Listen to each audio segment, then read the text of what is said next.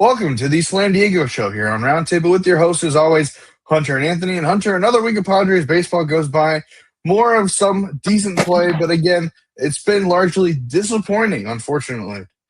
Yeah, not the best week of Padres baseball. Like we've talked about, we've had some highs, had some lows. Certainly not the best, but hopefully we bounce back and we come back and have a good rest of the weekend, win today, tomorrow, and continue to get back onto a win streak. But yeah, once we dive into this last week, it's been a couple rough series. Couple rough series in a row, and thankfully, no longer in Major League Baseball, there's a perfect team because the Braves finally lost a series to the Mariners. So you don't have to keep that competition in mind anymore, even though the Braves are way ahead of the Padres at this point, I think, by at least, 4 or 5 games. But they're going into a great series this weekend against the Cardinals. They got 4 games. I mean, it's going to be a good series no matter what because both teams are pretty much at the same spot, and they're probably going to be a potential playoff matchup later in the year. So it's good to see what's to come, but it's just been kind of a bummer. At least it's been on the positive end at the late because they had a good series up in San Francisco. But we got to jump into what happened, and starting with a week ago against the Chicago White Sox on the Friday, where we were talking about it. This is a series that should go the Padres' way, but there was a chance that it didn't, and this started out with a bang, unfortunately, in the wrong direction. Yeah, this was one of those games where Yerman Marquez started on the bump and could just not figure it out. He struggled in the bullpen, didn't really stop the bleeding. It kind of just got worse after that. But he only went 5 innings, giving up 7, which is obviously not ideal. Gave up 2 homers, only had 2 strikeouts. So, again, not one of his best outings. And then Mari Nacho later gave in another run up to give them their 8th run of the game. But we kind of just came out flat offensively. Obviously, we didn't score in the first, and then they put up a 6th spot in the second. So it's pretty hard to recover after that. But, I mean, we only had, I believe, 6 hits on the game. So 3 of them coming from Tatis. It was a really poor performance from the offense. But also, again, just giving up 6 in the second is really hard to recover from, especially when you're starting a series against a team that supposedly isn't supposed to be that good, or at least as good as you. And then, we're already down 6 in the second inning, and it's just kind of a mood killer. And that's just unfortunately, and the way it went is it went away from Marquez early, and it was manageable to the point where it was only 3-0. But I think unfortunately, kind of the cap that really got it was a Munetaka Murakami 3-run homer to make it jump from 3 to 6, and that's kind of at that point, especially when we were talking about it going into it. Murakami is a guy we thought would have fit perfectly on this Padres team. And if the first day, and I think that was one of the goals we were talking about last week, was can we get through the weekend without Murakami leaving the ballpark? And in the second inning of the first game, he hits a 3-run homer to pretty much to cement the lead. And that's, even though we have seen the Padres have good fight over the season, be resilient to come back. I mean, this was a tough one. And I think, to be honest, for a lot of people, especially Padre fans, probably even the Padres themselves, it was kind of shocking to see how quickly this one got out of hand just because it's the Chicago White Sox. Totally. And I feel like what's kind of funny about this is normally once your starter gives up, 3 runs, maybe even 4 runs in the second inning, you usually get the pen warming and get someone else going to, try and stay in the game by only a couple runs. And no, we kind of just left Yerman out there, and he continued to give up more runs. And then he actually stayed in and did have a good 3rd and 4th inning, but then came back and gave another run in the 5th. So now it's 7-0. And it's just, once you get to that point and you haven't put in the bullpen, it's like you're kind of just putting up the white flag at that point. Yeah, and it's understandable because it's the first game of a 3-game series, and you don't want to run out of bullpen usage in the first game. You can kind of, even though it is waving the white flag, leaving Yerman Marquez in, it's still, it's understandable. But this game was just interesting for a number of aspects, but one of which was that the only hitter on the Padres that really could figure it out was Fernando Tatis. I believe he got the only 2 hits against Noah Schultz early, and then got one later, went 3 for 3 with a walk. But for some reason, he still can't hit homers. He can hit a double. He can hit extra base hits. He can't get the ball over the ballpark, and this game was just another example of it. But I don't know what it is. It feels like once a week the Padres have one of these major letdown games, especially in a spot where they need to prove it, right? especially because they were coming off, I believe, the game before this.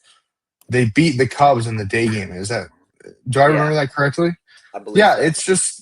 it's such a bummer how they keep continuing this pattern where they have a good game and then they just completely get washed by a new opponent.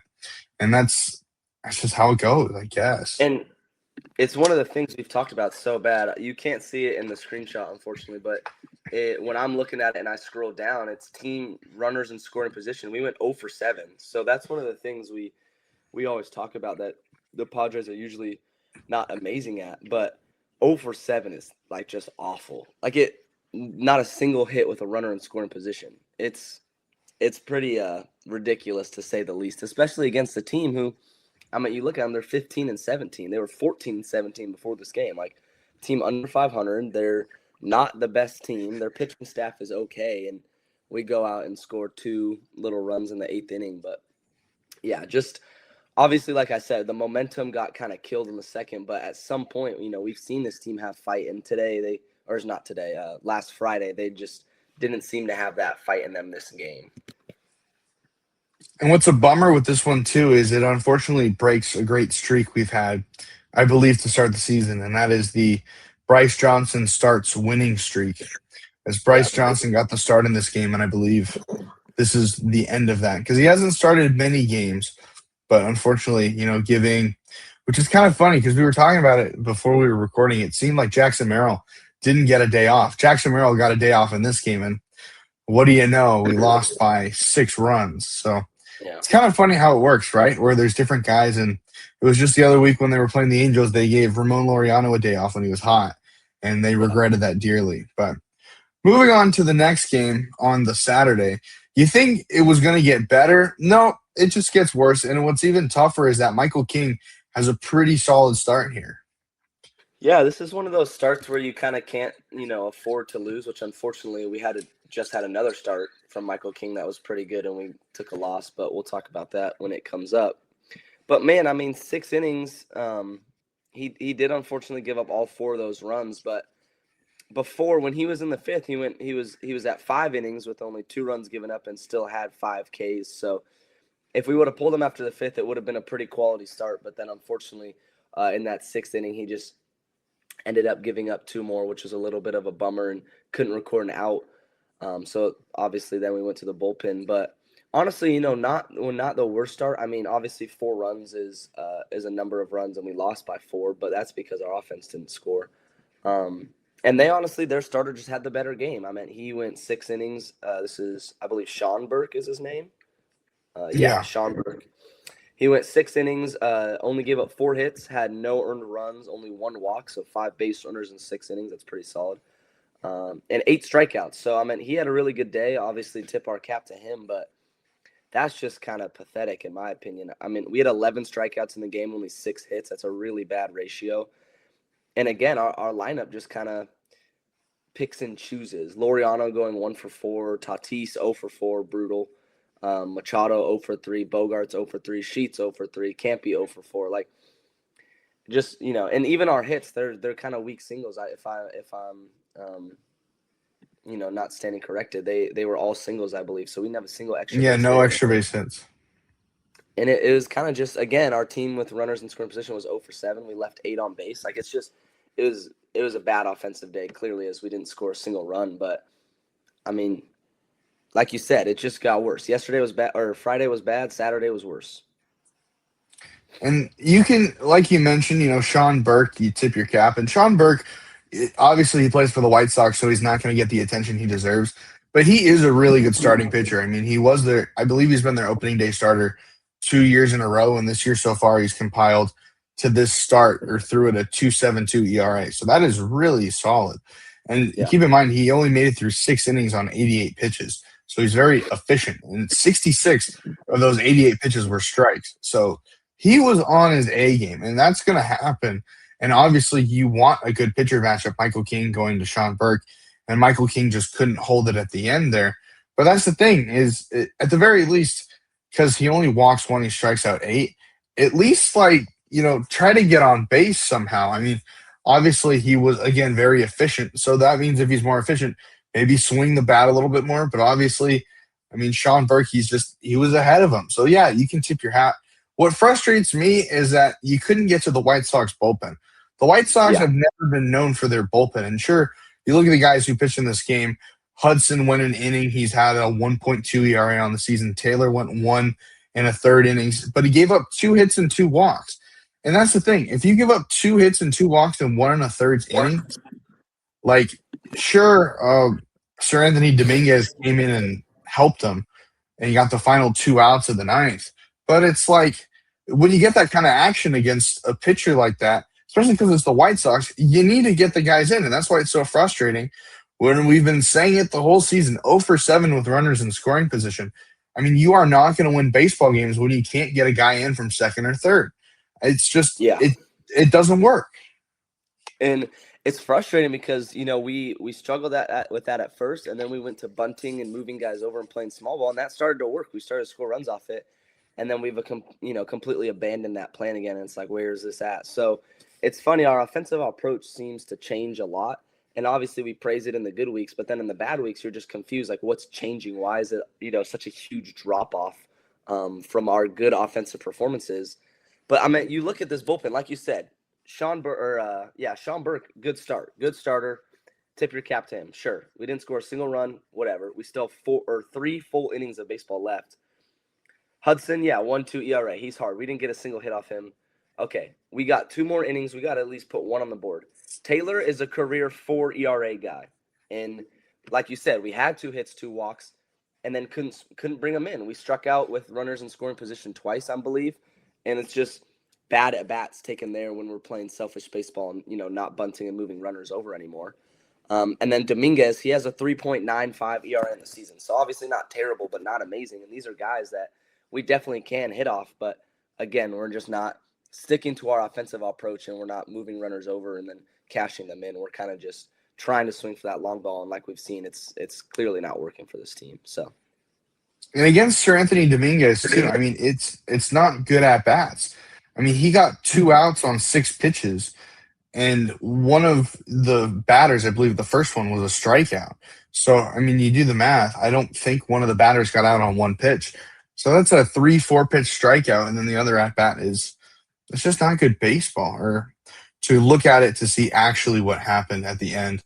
Andujar flies out on the 3rd pitch, and then Campusano strikes out on 3 pitches. I mean, the first pitch to Campy was a 98-mile-an-hour 4-seam fastball that he fouled off. And keep in mind, both of these are with the bases loaded with Andujar and Campusano.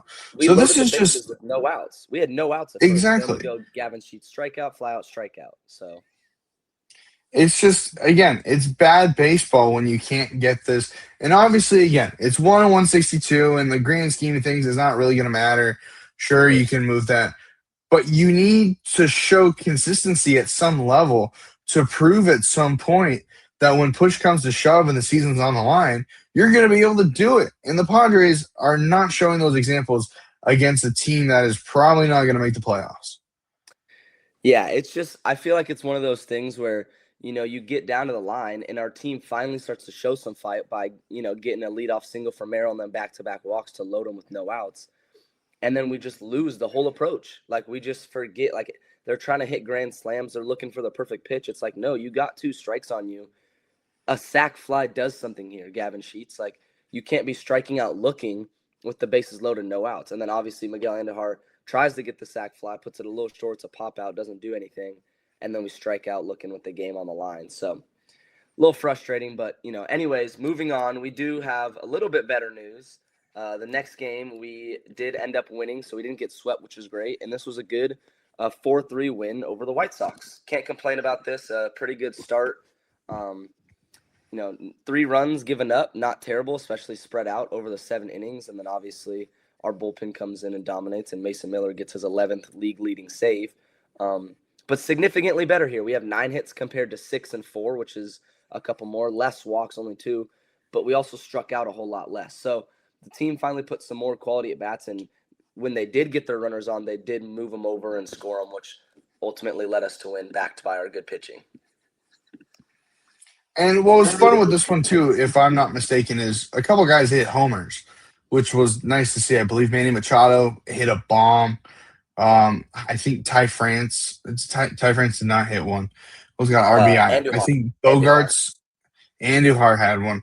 And that's the thing is that when you get a homer on a day game, I mean that's gonna get the crowd going. That's what you want. That's why it's Yeah. kind of frustrating that they're not able to get more. But I mean, you need a good inning like that. Yeah, Andujar and Machado get two of the homers in that bottom of the fourth, and then and then Fermin gets a walk to score Bogarts on a pass ball, And which then both. again you need those Yeah. runs, and then Bogarts later in the game gets the lead. That's what you want. You just want fight. You just want a team to be in the game. It doesn't have to be, have to overcome a 6-run comeback, or even that's what's frustrating about the game before this is because it was only 4-0 with the bases loaded, no outs. You think you can tie the game. Obviously, it doesn't have to be with one swing, but you get a couple guys in, you figure it out. And so it goes from bad to worse, but then luckily, Xander Bogaerts, who you've been talking about, has been one of the best players on the season so far for the Padres. Yeah, he's been really solid. I mean, he was a big piece of this game. He was obviously the third run scored and was the reason we scored a run in the eighth to ultimately win 4-3. And he's been a really key piece. He's been playing above average defense at shortstop and hitting better than pretty much everyone on our team. I mean, 270 average obviously isn't the best, but it's not bad. And he leads the league, or not the league, sorry. He leads our team with 7 home runs. So he's been a very good piece and quietly been doing really good for us, which is really nice. But I think the best part of this game was our first Griffin Canning start as a Padre. I mean, I looked over that for a second because I forgot this was Griffin's first start, but come off injury and he went 5 innings, only gave up 3 hits, did give up a solo shot, but 7 strikeouts too. So, I mean, really good performance from Canning. And then Adam and Miller, like we said, did really good. Unfortunately, Morahone came in for 2 innings and did give up 2 runs, but he had 4 strikeouts, so his stuff is there, just left some over the heart of the plate. But, I mean, Griffin Canning, I love seeing him pitch and being a starting pitcher for us because Joe Musgrove, unfortunately, got moved to the 60-day IL, right? Yeah. Which I feel like means, he's not doing very good with his injuries. But we need starting pitching. That's been our problem. Like we've been talking about, Yerman Marquez and Walker Buehler. We had to pick up some smaller guys. But Griffin Canning came back and had a really good start for us. So I was really pleased with that from him. And this is the official move for what happened. Canning comes in and then Marquez goes out, which again, retro to 5-2, which is the Saturday. That's the day after his start. So obviously you could make the notion that during his start on Friday, he might have been dealing through an injury. So you could give the benefit of the doubt. But it's great to see Griffin Canning back already. I mean, this is May. He tore his Achilles last year, I believe in July or August. So that kind of turnaround for an injury of that magnitude, especially as a pitcher, is really incredible. I mean, that is very impressive. And you're right. He had a great start. I mean, 5 innings, only giving up 3 hits. I mean, obviously 3 walks you don't want to see, but 7 strikeouts on 73 pitches for his first outing back is really solid. And that's why Griffin Canning was one of the most underrated signings in this offseason, was because people forget before he tore his Achilles, he was really good with the Mets. And that's the thing is, like the Angels do, they keep a lot of really good players, in the garage. And then once, another team takes it out for a test drive and then finds out how good they are, then they champion. I mean, look at what Mickey Moniak's doing in Colorado. He was released for Tim Anderson. And Tim Anderson is no longer in professional baseball. So it just goes to show what the Angels know. I feel like we talk trash on the Angels once a week. It's part of our dialogue. But another one here, right? The worst team in baseball. But anyways, Griffin Canning, former Angel, former UCLA Bruin, who that's the thing coming out of college with him. He's from our area, went to Santa Margarita Catholic. But the thing is that he was overused in college. He would get up to like 140, 150 pitch count regularly. So that was kind of the tax of him in college, and that's why he had Tommy John a couple years ago with the Angels, and he was kind of flat. But that's the thing. He's got really good secondary pitches to pair with a pretty decent fastball, but really his calling card is more his secondary, like his changeup, which is awesome, and also a pretty good curveball. So that's the thing, is that this is going to be a guy who, as long as he can stay healthy and pitch every 5th day, he's going to be a big piece for this Padres going down the line. And as you can see, only keeping the White Sox to 1 throughout that start to get us a lead. I mean, correct me if I'm wrong, but that was the first lead of the series. I mean, I for the think so. Padres, that was Yeah. important. Yep. So, I mean, coming off an injury and bouncing back like that, especially for a new team, really, really good job from Griffin Canning, especially in a series when we were kind of getting absolutely dominated, right? Lost by 6 and then a shutout game, lose by 4. To come out there and give us a really good quality start, and ultimately he didn't get the win because they tied it up later in the game. But like that's pretty. I'm taking that 10 out of 10 times. So great stuff from him. And Mason Miller gets the save here. Obviously, I mean we we technically missed a Mason Miller minute last week, so technically this will be our Mason Miller minute number 2. But he gets his 11th save here. But April reliever of the month, how could he not? 10 saves, 1.17 ERA, 3 walks, 29 strikeouts. If I'm not mistaken, he only gave up maybe 3 hits the whole month. I mean, Yeah. just incredible stuff. You look at all the numbers down the line. How could he not? I mean, this dude is nuts. He had that 34.2, consecutive non-score innings for a reason. Like this dude is disgusting, and obviously he's going to get the reliever of the month. He probably get it every month for the rest of the year, if we're being honest.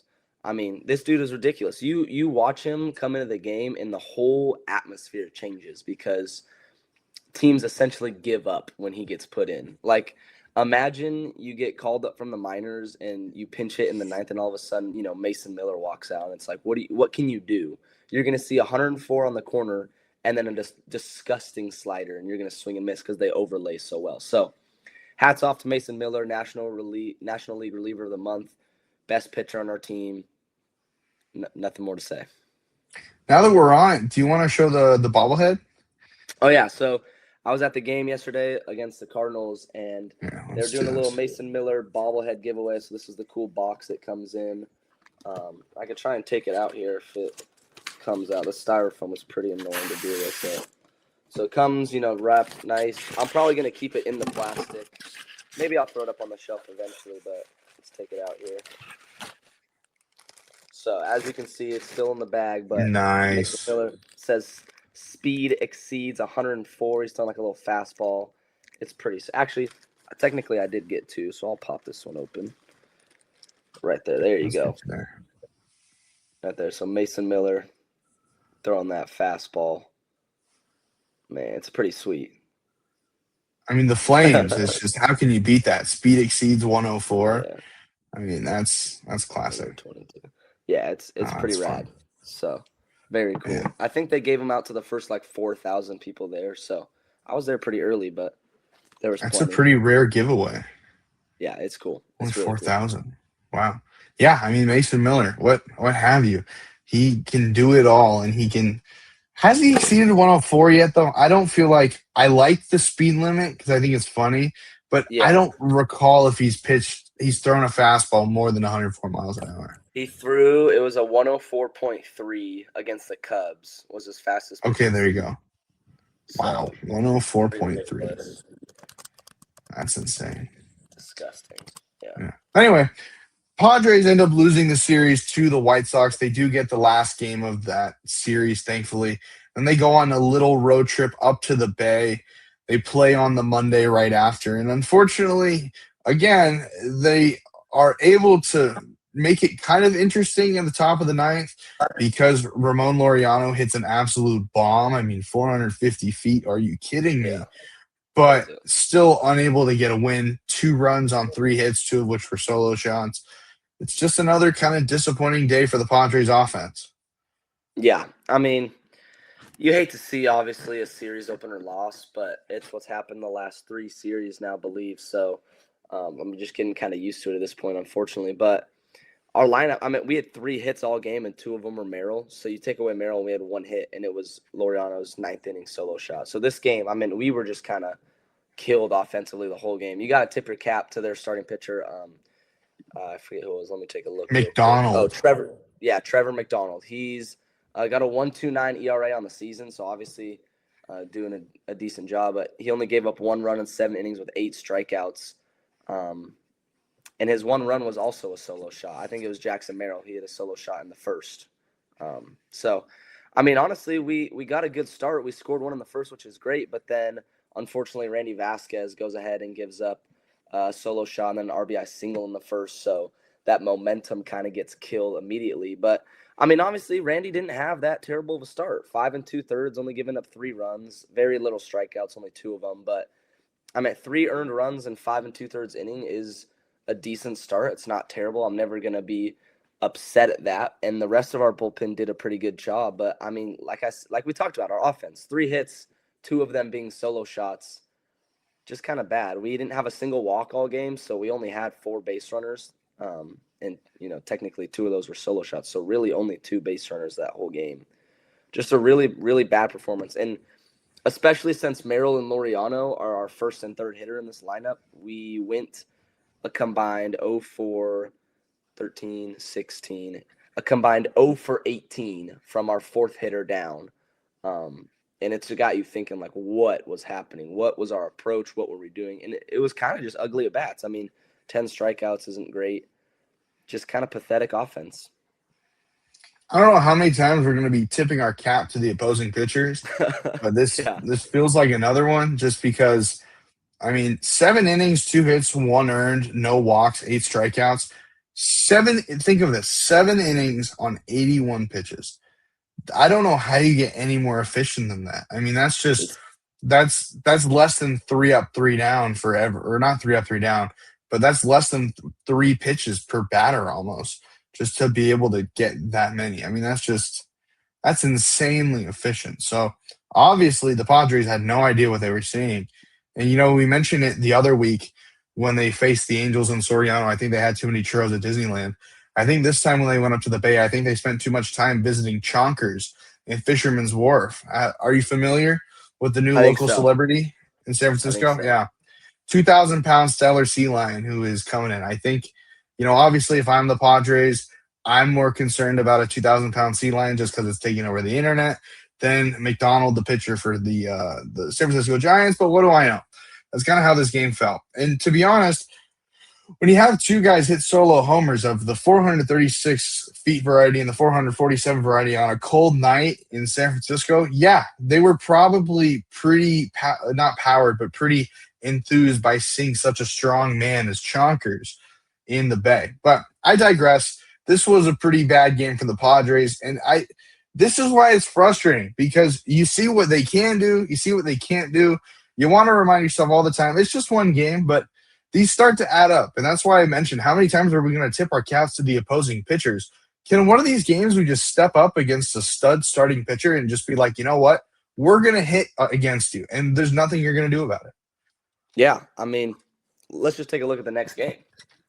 Because luckily, your wish is granted. Boom. We scored 10 runs, a 10-5 win with a game where Logan Webb is starting and Buehler doesn't have his best start. This is what we had been waiting for this whole week. We finally get what we wanted, a huge win for the Padres. I mean, 10 runs in any game is great, but especially a game against, their ace, who he's been ridiculously good for the last couple years. He's one of the best pitchers in baseball, usually in the top 10.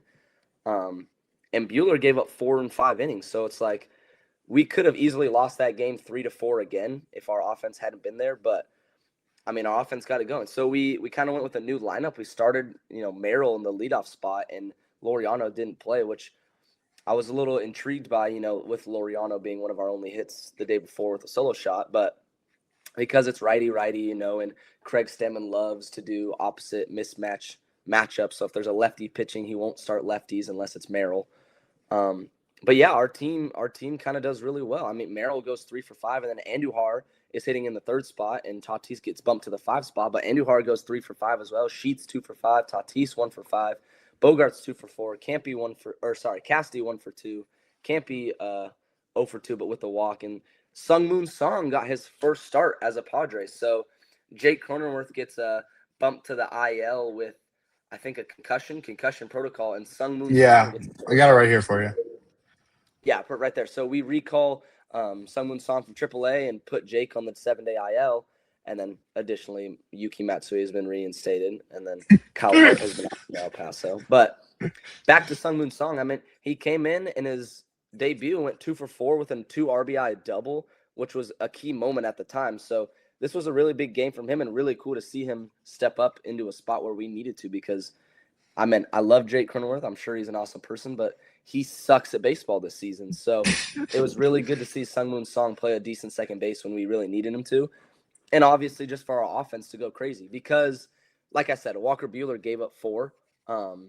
And if you look at the scoreboard at the top, 2 of them were in the bottom of the first and 2 of them were in the bottom of the second. So we kind of have no momentum early. You know, we go 3 up, 3 down, I believe, in the first, and then the Giants score 2. But then we get 1 back, and then they score 2 more. So instead of a 1-run game, now it's back to a 3-run game.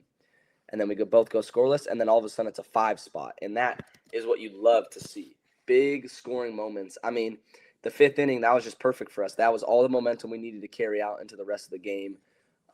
And from there on, we obviously kept the lead. But it was a really good inning. That was when Castellanos had an RBI single, and then Sungwoon Song had his first MLB hit, which was his 2 RBI double. Then Merrill had an RBI single, and it was a great inning for Padres baseball. So this is the game we had been hoping for. This is the game we had wanted to see, and it finally happened, and it was awesome. It was a great win. I think we should add Jake Cronenworth to the list of guys you should face off against, because Jake Cronenworth can pitch.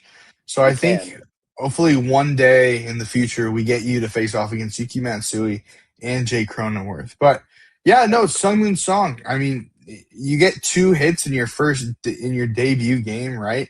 One of which was the 2 RBI double. I mean, that's huge for this Padres squad, and especially with Buehler not performing well to start, to get that, like you mentioned, great for Padres baseball in the 5 and the 4th. But an interesting kind of note on Logan Webb is that he's probably one of the only pitchers you will find that has been doing worse since the implementation of the Challenge ABS system. Because Logan Webb was a master of the shadow of the strike zone, just because of how much movement was on his pitches.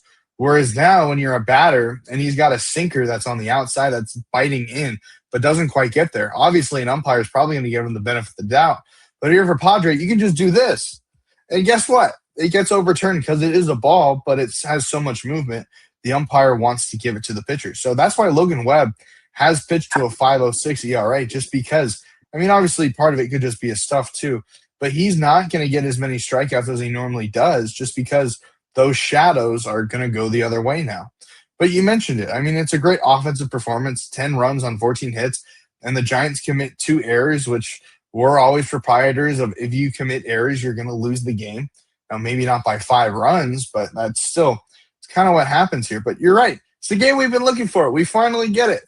And what happens too, because this is a great game, then they continue to the next day, and they get 5 more. And then it's almost like everything is right with the Padres. Matt Waldron gets an incredible start, the knuckleballer.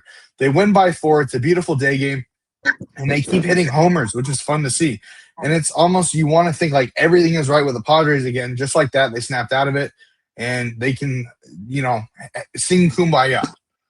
Yeah, and this was a really great game, because coming off of a series loss to the White Sox, now we're playing a division rival, and we really need to win this series after tying it up and after a frustrating Game 1 loss. Here we go. This is another game that we were, looking for. We only did have 6 hits, but we managed to scrape 5 across. We only struck out 4 times, so obviously there was some quality at bats in there. But like you said, yeah, Matt Waldron, really good start. We went with the interesting approach that we talked about, I believe, either last podcast or 2 podcasts ago, where we started Bradley Rodriguez for only an inning, and then we moved to Waldron in the second inning, where then he went 5. So it was one of those interesting approaches, but it ended up working because Waldron went 5 innings, only gave up 2 hits, only 1 run, and had 7 strikeouts. So obviously he had it going. And then Morejon comes in and kind of redoes himself. He had not been great, comes off some bad outings, but he comes in, only gives up 1 hit in 2 innings and has 4 strikeouts. So he looks pretty good.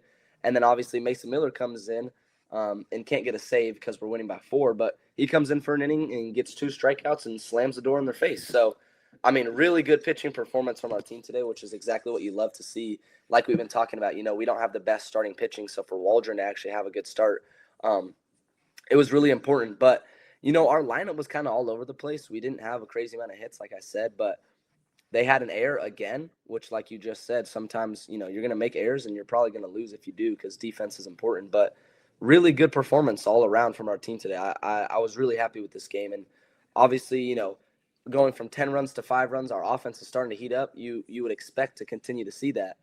But unfortunately, not so much. Yeah, it's as good as a road trip as you can have. You win the road trip 2 games to 1, which I don't know why the Padres are going on just a 3 game road trip up to the Bay. I mean, that's Yeah. if you're going to San Francisco, 3 days is about all you want to spend up there anyway. So maybe Yeah. the Padres travel team had that in mind as well. But yeah, I mean, you jump to the next game because that pretty much covers it, and then the offense goes kaput. And even though they're coming back home in arguably a little bit more of a hitter friendly ballpark than in San Francisco, but still, the Padres can't score. I mean, they get one in the bottom of the first, and then they don't do anything for the rest of the game. And now, Hunter, you were at the game. So it obviously you can say it better than most. Yeah, I was at this game. Obviously, this is where I got the Mason Miller bobblehead. It was the bobblehead night. But I mean, I love watching Padres baseball. This had probably been one of the most boring games to watch. It was so bad. I brought one of my friends, Brody, who isn't the biggest baseball fan, never played growing up, and even he was like, "Dude, like, we got to go to a more exciting game next time." Because I mean, only 4 hits, 2 of them being Tatis, and if we're being honest, all 4 of them were pretty weak. All 4 of them were singles. It was pretty brutal to watch, especially because I mean, yes, their starting pitcher, nasty curveball. His curveball was on, and it was looking gross. But I mean, before this game, he had a 4.5 ERA, so someone we should definitely be able to score more than one off of. But the only way we scored was Manny Machado got a walk in the first with 2 outs, and then Tatis comes up, line drive, single to center, so it's first and second, 2 outs. And then Xander Bogaerts in a 1-2 count check swings on a high fastball and bloops it into right field that honestly Jordan Walker probably should have been able to catch, but took a weird route and lets it fall. So Manny scores off that. We score 1-0. Nice check swing single. And then we pretty much don't do anything the rest of the game. Later, Andujar gets a single up the middle, and I believe Tatis beat out an infield ground ball. So I mean, pretty pathetic performance from our offense. We didn't strike out a ton. Like 9 strikeouts isn't like a ton, but obviously more than we want. But like I said, I mean, 4 hits, 3 walks. We got to be able to do something with that, and we really didn't. So 10 strikeouts is a lot, or 9 strikeouts, but I think the way it's spread out, at least, it's not bad because Libertor in 6 innings got 6, and then each reliever got 1. So you can say about a strikeout an inning. That's not terrible, but that is 1 in 3 batters pretty much striking out. It's pretty brutal. But yeah, I mean, you mentioned it. It's one of the most boring games you will ever see, and that unfortunately it can happen like that. And that's you don't want to see it, but it's going to happen. And you can make the assumption that the Padres ran out of gas a little bit, but you can also say the Cardinals pitch well, even though Libertor has a 4.5 ERA, like you mentioned, nasty curveball. Padres couldn't figure it out and only got weak contact against them. But the beauty of it is, even though we lose the first game of every series, which you mentioned now is what, 2, 3, 4 series in a row, you still got 3 more games against them. I mean, this is a big series. And especially when you look at the records, right? They're both 22 and 15. This is going to be a big tone setter for the National League. And so whoever wins this series, it's going to be a big deal. And, the Padres just faced the Cubs last week, who I believe are the top spot of the Central right now. So you got a lot of teams in this playoff positioning for the National League that good we're facing them now. You want to face them early so that way if you face them again, you know what you're going to deal with. Yeah, I think the frustrating part about this game was we kind of blew another good Michael King start. Really quality start from him and just did nothing with it. I mean, he went 6 innings, only gave up 1 hit, and that 1 hit happened to be a solo shot from Alec Burleson. It was roped. It was like 111 miles an hour off the bat. Wow. Just smoked. But, I mean, besides that, you take that 1 pitch away, and he's 6 innings shutout with 6 strikeouts. So, really good start from him. And then Bradley Rodriguez comes in and honestly doesn't start it too well. He gives off a leadoff double to Jordan Walker. And then Mason Wynn kind of flares one out to right field. And Castellanos, bad read, comes in, tries to slide for it, and then misses it. So Mason Wynn gets an RBI triple out of it and gives up a run. So now it's runner on third, no outs. He ends up getting out. He walks a guy, ends up getting out of it. So luckily he limited it to 1, but like we said, our offense was terrible, so it didn't matter. We only gave up 2 runs in a a good game to a good team, we just didn't score. So And we were talking about it too. I don't know why Castellanos is playing right field. I yeah, mean, obviously you need to move guys around, but I think if you could have it, because you see Tatis is playing second, put Tatis in right and then throw someone at second base. Because to be honest, I think right field is a little bit more important, especially when you have a platinum glove winner to potentially play in that spot who is also playing that game. yeah. I think what we really easily could have done to keep Tatis in right field was just start Sungmoon Song. I mean, he's had a good start. He's still hitting. I think he's still 2 for 6. So obviously last game he went 0 for 2, but two. One of them was a deep flyout. The other was a strikeout. So it's not like he's taking bad at bats. But that's kind of like I said. Craig Stammen won't do same pitcher arm, same hitter. That was a confusing way to say. He won't do lefty lefty matchups, and he doesn't like doing righty righty matchups as much, which is a little frustrating because this game also didn't have Sheets in it at all, which he probably should have pinch hit and gone in for Castellanos after he went 0 for 2 with 2 strikeouts, and those 2 strikeouts were ugly. Um, so you go to think like, oh, this is the lefty lefty matchup really that bad? I feel like it doesn't change that much to where Castellanos should be playing right field and Tatis should be playing second because yes, Tatis plays a good second base, but like he's a platinum glove defender in right field. So at least if you're going to play him at second, at least put Laureano, who's a good defender, in right field and stick Castellanos in left. So I don't know. Interesting call, but ultimately it didn't really matter because our offense was dead. Right. And that's again, what's troubling is you're right, the offense is bad, it doesn't matter. But if that doesn't happen, it's still a tied game going into the ninth. Things can happen in extras. You could win this game. So ultimately, while you're right, it really doesn't matter because the offense. I challenged the point a little bit just because this was how that game was going. Because, like you Yeah. mentioned, it's a weak fly ball. It's poor contact, but just because he takes a terrible read on it, that loses you the game. And it's these little razor margins that can happen. So it's I think Stammen needs to take a little more defense into account rather than hitting matchups because if you want to have the better hitting matchups and you're still going to only get 4 hits, with one run across, is that really doing justice to then put a worse defensive lineup out there? I would ask that question. Yeah, especially with a team whose offense has been very hot and cold. Defense and pitching has definitely been the most important pieces because without those we lose. I mean, our starting pitching gives up a lot of contact, so we have to find a way to keep good defense in our lineup. That way, when our pitching doesn't do their best and they do give up gap shots, we have a defense who can actually make a play and hopefully limit the damage. And to that point, I guess because it's Michael King on the mound, you can mention a lot of ground balls. So you want a little bit better of an infield, putting Tatis at second. So I understand that concern. But like you mentioned, Sungmoon Song is an infielder by trade. And so Yeah. even though he might not be hitting, he's still going to give you a sure second base, even Yep. with a lot of balls coming his way, because Michael King is going to put the ball on the ground. So it's just a frustrating approach. And again, first year manager, you're going to make mistakes, but these are some things that again are costing the Padres games at the end because baseball is going to go this way, where it's going to go 1-0, 1-1, 2-1, and you need to be able to win those games just the same as you win a 10-5 matchup. Yeah. Um, it's just one of those things that gets you a little frustrated because it's like Sungmoon Song is also a KBO league MVP. So clearly he knows how to hit.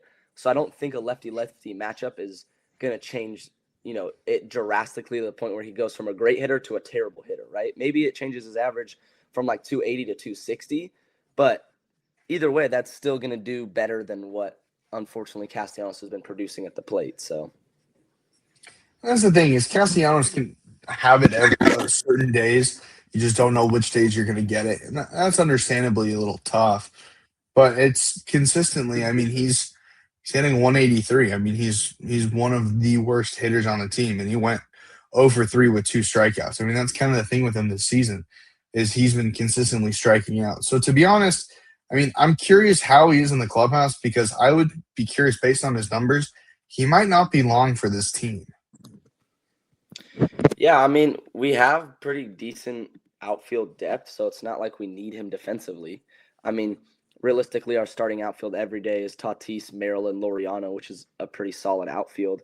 And then you have guys like Sheets off the bench. You have Andujar who can hit and DH and probably throw him in the outfield if you need him to. So it's not like we need Castellanos, and it kind of seems it's just like he's a right-handed bat, so that's why he's staying there, because when we face lefties, he's been getting the starts from Stammen, like we can continue to talk about. But I don't know. It makes no sense to me that, yes, Andujar is a third baseman, but I'm sure since he's an athlete, you could teach him how to play the outfield, and he'd probably do the same job as Castellanos and right, if not better. But you could also, what I was thinking is, I'm sure since he's a third baseman, you could, teach him infield, and he could go play a decent second, and Tatis can just stay in right. So I think there's many ways to work around having to start Castellanos. But I don't know. It's kind of up to Craig Stammen, and we'll kind of see what we do as we head into this weekend against the Cardinals. We play today. We have Griffin Canning starting against McGreevy. So McGreevy's got a 2.5 ERA on the season for the Cardinals, pretty solid. Canning has made that one start and did really well. So I'm kind of excited to see how this goes. It's going to be another night game. Some of our guys have already faced McGreevy, and they've seemed to do pretty well. So we'll kind of see what happens. I'm really hoping our offense gets going again, and we can kind of hopefully score a couple runs early and take that all the way through the ninth inning. And our pitching just limits and keeps it from bleeding. And that's the thing is, thankfully, because it's a 4-game series and not a 3-game series, you drop one, you can still win the next 3. I mean, it's obviously it's not to the tone of what Laker fans are doing right now against the Thunder, where even though you lose the first 2, you can win the next 5, or there's still 5 more games. But yeah, I mean, at least with baseball, you can still win the series and you can still play well. And so at least for the Padres, luckily, there's a lot of upturn, and hopefully, not to compare them to the Lakers, but they don't need a LeBron-type performance to beat the St. Louis Cardinals. They are not facing the best team in the league. So apart from that, I mean, this should be a winnable series by all accounts, especially with last night. You mentioned it. One little difference in the game changes the tide. Look for that this game, and maybe Fernando hits his homer. I'm going to say Fernando Tatis is going to hit his first homer of the season on Sunday. I think he's going to go yard in the day game. I hope so, man, because he could use it. I would honestly, what I'm feeling is I'm feeling a 2-homer game from Tatis, because he hasn't hit one. He's due. I think he's finally going to turn on some inside pitches, and he's just going to pull the ball, and they're going to happen to find a way over the fence. And I think that'll start the streak of a lot of homers for Fernando. Once he gets the first, like you mentioned, 2-homer game, then he's going to be hitting like 3 in a week, and it's just he's just going to turn it on. I don't know what it is he needs to get to that point, because we saw it in the World Baseball Classic. He was mashing the ball.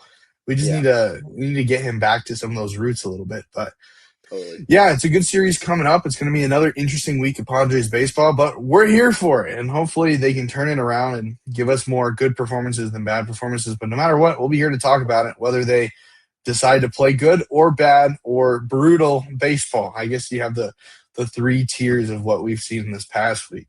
But that'll do it for this week's episode of the Slam Diego Show, episode 34. And thank you, as always, for tuning in and listening with us, hanging out with us for a while. That'll do it. Thank you, as always, and take care.